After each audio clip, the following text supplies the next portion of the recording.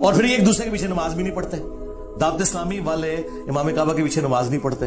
جو امام کعبہ کے پیچھے نماز نہیں پڑھتے, مسجد نبی کے امام کے پیچھے نماز نہیں پڑھتے, وہ آپ کو نماز کی دعوت دے رہے ہیں تو وہ اپنی نماز اور اپنے فرقے کی نماز کی دعوت دے رہے ہیں, اسلام کی نماز کی. ہاں بالکل. اگر کسی بندے کی قراءت ٹھیک نہیں, یعنی وہ قرآن صحیح نہیں پڑھ سکتا, اس کے پیچھے نماز ہو جائے گی؟ بولے نہیں, اس کے پیچھے تو نماز نہیں ہوگی.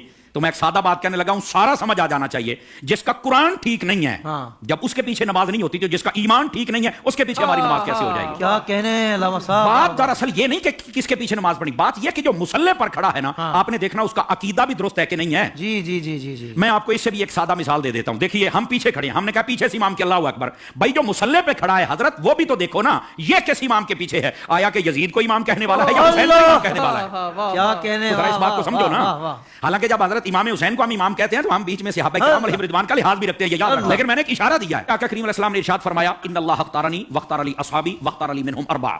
فرمایا اللہ نے سب سے پہلے میرا انتخاب فرمایا, میرے بعد میرے صحابہ کا انتخاب فرمایا, پھر میرے لیے ان میں سے 4 کو چنا. حق 4 یار بھی آ گئے, ٹھیک ہے. پھر اس کے بعد فرمایا, اس کے مختلف پہلو آگے ہیں, مختلف الفاظ و طرق و سند, یہ روایت ہے. لیکن ایک روایت یہ بھی ہے, فرمایا ان قریب ایک قوم آئے گی, ینتقصونہم ویسبون اصحابی, جو میرے صحابہ کرام میں سے نقص نکالے گی, عیب نکالے گی اور گالیاں دے گی. فرمایا جب یہ آئے تو حضور ہم نے کیا کرنا ہے؟ فرمایا لا تواکلوہم ولا تشاربوہم ولا تسلموا علیہم ولا تصلوا معہم ولا تناکحوہم او کما قال علیہ السلام. میرے آقا کریم علیہ السلام نے فرمایا, نہ ان کو سلام کہنا ہے, نہ جواب دینا ہے, نہ رشتہ دینا ہے, نہ لینا ہے, نہ روٹی پکا کے ڈالنی ہے, نہ ان کے ساتھ کھانی ہے. اور میرے نبی کریم علیہ السلام نے فرمایا, مر جائیں تو جنازہ نہیں پڑھنا, ان کے ساتھ نماز نہیں پڑھنی, سمجھ آ رہی, ان کے ساتھ نکاح نہیں کرنا. تو میں نے کہا یہ ہمیں چورن مت بیچو, ہم نے حضور کی حدیث پڑھی ہوئی ہے. اگر کوئی چاہتا ہے کہ ہمارے سامنے کھڑا ہو کر ہمارا امام بنے, امام بننے سے پہلے بندہ بن کے مجھے یہ بھی بتائے تیرا نبی کے بارے میں کیا عقیدہ ہے, تیرا صحابہ کے بارے میں کیا عقیدہ ہے, تیرا افضلیت صدیق اکبر بکار بارے میں کیا عقیدہ ہے, تو کل صحابہ کو جنتی مانتا ہے یا نہیں مانتا, تو نبی پاک کی اہل بیت کے بارے میں کیا کہتا ہے,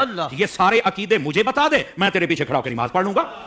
کیا کہنے, کیا کہنے. ویسے یہ جو نمازوں کا شوق ہے نا, میں صرف اتنی بات بتا دوں بھائی جان, یہ ترمذی شریف میں روایت موجود ہے. ایسی روایات جب آتی ہیں تو پھر بیٹھ جاتے ہیں کیڑے مکوڑے, یتیم العلم یزید الفکر, وہ بیٹھ کے کہتے ہیں کہ نہیں یہ یوں نہیں, یہ یوں نہیں, یہ ٹھیک نہیں. میں نے کہا حضرت جب آپ کی اصل ہی ٹھیک نہیں تو آپ کو یہ بات کیسے سمجھ آئے گی؟ نبی پاک علیہ السلام تشریف فرما ہے, ایک شخص آ گیا, اس نے کہا حضور فلاں شخص فوت ہو گیا, جنازہ پڑھانا. فرمایا ہم نے نہیں پڑھانا اس کا, حالانکہ مشکات شریف پڑھ لو, حضور نے فرمایا جب کوئی فوت ہو جائے مجھے بتا کرو, جنازے میں پڑھاؤں گا. جی. آپ اس بات کا اظہار فرمایا کرتے تھے کہ جنازہ میں نے پڑھانا, میں نے مفہوماً و مختصراً بات سنائی ہے. جی. اس کا جنازہ کیوں نہیں پڑھا؟ جب سوال پوچھا گیا تو آقا کریم علیہ السلام نے فرمایا انہ کان یبغض عثمان ابن عفان, یہ میرے عثمان سے بغض رکھتا ہے. جب حضرت عثمان کے بغضی کا جنازہ نہیں پڑھنا تو بتاؤ پھر ابو بکر کے بغضی کا جنازہ ہم کیسے پڑھ لیں؟ بتائیے کیسے ہم ان کے پیچھے نمازیں پڑھ لیں اور ان کے آگے کھڑے ہو کر ان کے جنازے پڑھائیں اور ان کے ساتھ ہم پیار کی پنجے چڑھائیں اور ہم ان کو جپیاں ڈالیں؟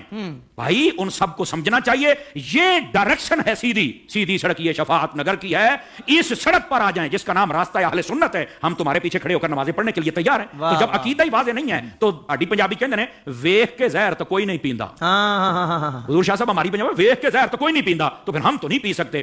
ویسے اگر کسی کو زیادہ شوق ہو نا, بس نہیں وہ قرآن پڑھتے ہیں تو چھوڑو جی چھوڑو, داڑھی بھی ہے تو چھوڑو جی چھوڑو, مصلی پہ ہے, تو میں نے کہا آبا صاحب اللہ کی تفسیر اٹھا کے دیکھ لے, یہ تیرا شوق بھی پورا ہو جائے گا. حضرت حافظ صاحب ہوا یہ کہ حضرت فاروق اعظم کا زمانہ اقدس سے ایک قریب محلے میں امام آ گیا, اس کو نماز کے لیے ہر نماز کے اندر جب وہ قرات کرتا ہے تو آبا صاحب اللہ پڑھتا ہے. لوگوں نے کہا بھی اور قرآن نہیں آتا؟ کہتا آتا ہے. تو یہ کیوں پڑھتا ہے؟ کہتا مزہ آتا ہے. اچھا, انہوں نے کہا ذرا حضرت فاروق اعظم کی خدمت میں لے کے چلے. حضرت فاروق اعظم کو بتا آپ نے طلب فرما لیا, واقعہ لمبا ہے, آپ نے طلب فرما لیا.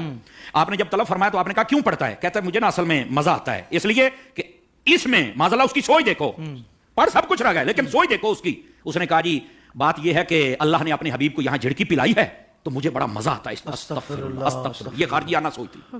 سمجھ آ رہی ہے میری بات کی؟ یہ توہین کی سوچ تھی. یہ کامل و اکمل لوگوں کا یہ شیوہ ہی نہیں ہوتا. اور ایسی جو ہمارے سامنے مثالیں ہوتی ہیں نا, وہ ہمیں سمجھنے کے لیے مثالیں ہوتی ہیں, اور پھر ایسے لوگوں کا حشر کیا وہ بھی سننا ذرا. ٹھیک ہے, حضرت فاروق اعظم نے اچھا تجھے مزہ آتا ہے؟ کہا بالکل. آپ نے تلوار منگائی اور 2 ٹکڑے کر دیے اس کے. آپ نے فرمایا ودوحا پڑھ کے تجھے مزہ نہیں آتا؟ ہمار سرناک الا رحمت للعالمین پڑھ کے تجھے مزہ نہیں آتا؟ انا تو انا کل کوثر پڑھ کے مزہ نہیں آتا؟ ورفعنا لک ذکر پڑھ کے مزہ نہیں آتا؟ یعنی جو قرآن پڑھ کے دل میں توہین مصطفیٰ کی رکھے, جب اس کے پیچھے نہیں ہوتی تو جو سریعام میلاد پر کفر کے فتوے لگائے ان کے پیچھے کیسے ہو جائے گی؟ امام کعبہ کے پیچھے نماز نہیں ہوتی. کوئی کہے کہ بھائی وہ کعبے کا امام ہے, اب اس کے پیچھے بھی نماز نہیں ہوگی, اگر وہ غلط ہوگا تو پھر اللہ تعالیٰ نے اس کو کعبے کا مصلی, کیونکہ یہ پرانے کسی پٹے اعتراضات ان کے جوابات علماء بارہا دے چکے ہیں کہ بھائی معاملہ یہ ہے کہ کسی بھی جگہ پر قابض ہو جانا اہل حق ہونے کی علامت نہیں. मगर ना आपका जो क़िबला अव्वल बैतुल मुक़द्दस है वो ईसाइयों के कब्जे में है, तो क्या कहेंगे यहूदी हक पर है। और फिर आप तारीख़ काबा उठा करके देखें, 25 बार ऐसा हुआ है कि काबे के मुसल्ले पर एक ऐसा बंदा शियों तक की इमामत काबे के मुसल्ले पर हुई है, तो क्या कहा जाएगा कि फिर वो दुरुस्त हुए, उनका दावा होगा वो दुरुस्त हुए। तो ऐसा नहीं है, जबरन काबिज हो जाना अहले हक होने की दलील नहीं है। 360 बुत काबे में रखे रहे 550 साल, तब वो हक पर थे जो अल्लाह ने काबे में उनको रहने दिया, तो ये फजूल की बात है कि जी अगर वो गलत होते तो अल्लाह उन्हें रहने कैसे देता, और वो रहते कैसे। फिर हम कहें कश्मीर में जो भारतीय काबिज हैं, अगर वो गलत होते तो काबिज होते ही क्यों, ये अजीब सी बात है। हाँ, अब ये सवाल कि नमाज क्यों नहीं होती, तो भाई उसके लिए इमाम का जो अकीदा है वो दुरुस्त होना जरूरी है। और इमाम का अकीदा दुरुस्त कैसे है, मैं आपसे सिंपल सी बात, मैं उन अकायद की तरफ नहीं जाना, सिर्फ सी बात करूँगा। आपके किसी अजीज की किसी रिश्तेदार की कब्र है और उस रिश्तेदार की कब्र को बराबर कर दिया किसी बंदे ने, मिसमार कर दिया, उसके पीछे नमाज पढ़ेंगी। जन्नतुल बकी में 10,000 सहाबा किराम की कब्रों पर बिल्डोजर चला दिया गया, फिर भी हम कहें कि ये वहाँ पर है। सहाबा किराम जनाबे मस्जिद कुबा के बाहर जो कब्रिस्तान था, मेरी जो सेकंड लास्ट हाजिरी थी उसमें जब मैं गया था, तो बाबा वहाँ के अरब ने बताया मुझे कि यहाँ पर खुदाई की है और क्रेनों के जरिए ताज़ा लाशें निकालें, और उनको पता नहीं कहाँ मुंतकिल कर दिया। आज मस्जिद कुबा के सामने प्लेन बहुत बड़ा सा ग्राउंड बना दिया, कब्रों को बिल्डोज कर दिया, नामो निशान मिटा दिया। फिर ये बात की जाए जी वो शिर्क को मिटा रहे हैं। और जालिमों, अगर एक कब्र बनी है तो उसमें कौन सा शिर्क हो रहा है, कौन सा शिर्क, मुझे बताएं। एक कब्र है मुसलमानों का कब्रिस्तान, उसमें बिल्डोजर चलाना, ये कौन सा शिर्क है। ये एक बात है, इसके अलावा 20 ऐसी खवासतें हैं जिसके तनाजुर में ये बात बिल्कुल तयशुदा है। और अगर किसी को फिर भी बात समझ में ना आए तो मोहम्मद बिन अब्दुल वहाब रजवी की किताब किताबुत तौहीद है, उसका उर्दू तर्जुमा मिलता है, उसको पढ़िए आप। उसमें इनके इबाबियों के अकायद लिखे हैं। जिस मोहम्मद बिन वहाब नजदी को ये लोग अपना मुक्तदा मानते हैं, जिसका नजरिया भी सऊदिया में राइट है, उस इब्न अब्दुल वहाब नजदी को पढ़े तो आपको पता होगा नंगी गालियां इसने अपनी किताब में दी है, और ये सारे उसको फॉलो करके उसको अपना बड़ा अपना इमाम अपना मुक्तदा मानते हैं। और तौसीफ और शैतान जब इसका नाम लेता है तो रहमतुल्लाह अलैह पता नहीं क्या क्या बोल रहा होता है। तो इसलिए ऐसे लोगों के पीछे नमाज नहीं होगी जिनके अकायद